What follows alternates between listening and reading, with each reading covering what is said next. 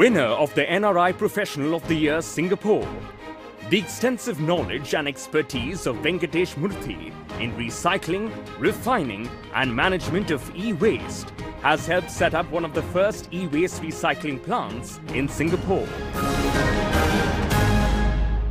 My key drive is to protect the natural resources for tomorrow.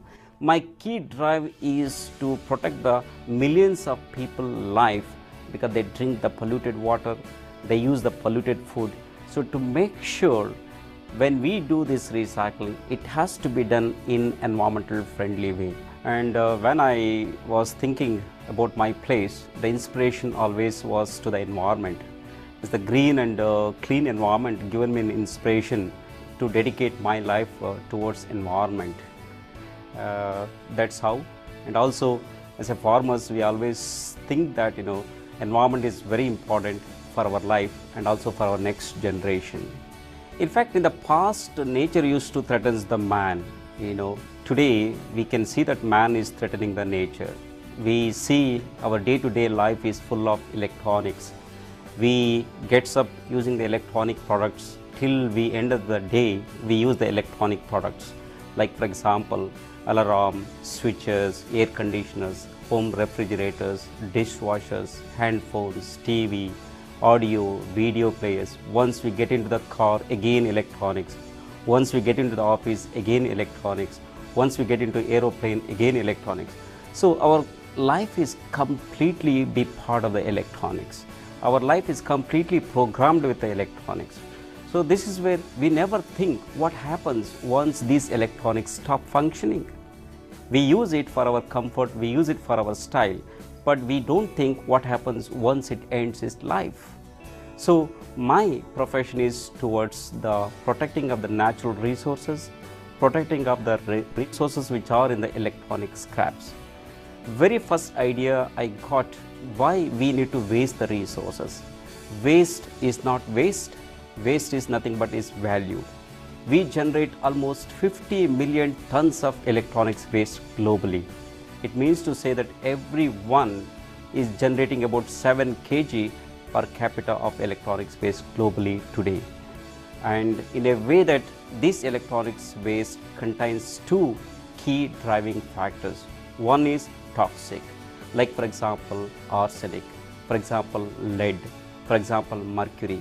We have seen the great global tragedies like Bhopal tragedy, Minamata Bay, Chernobyl disasters, nuclear disasters. In addition to that, what we are facing today is a great global challenges like a climate change. The planet is getting warmer and warmer due to the huge burden of greenhouse gases. We can see a lot other problems like sea level is increasing because of the glacier ice caps, acid rains, water pollution, air pollution, land pollution. Millions of people are risking their life because of all human activities. So all these are burden created by human beings. So we must find a way how to resolve and how to make sure this planet is available for our next generation. So when I went to Singapore in 1998, my first project was City Raya. So there was a strong resistance to go for recycling because everyone thinking that e-waste is a waste, e-waste is a toxic and it cannot be recycled back.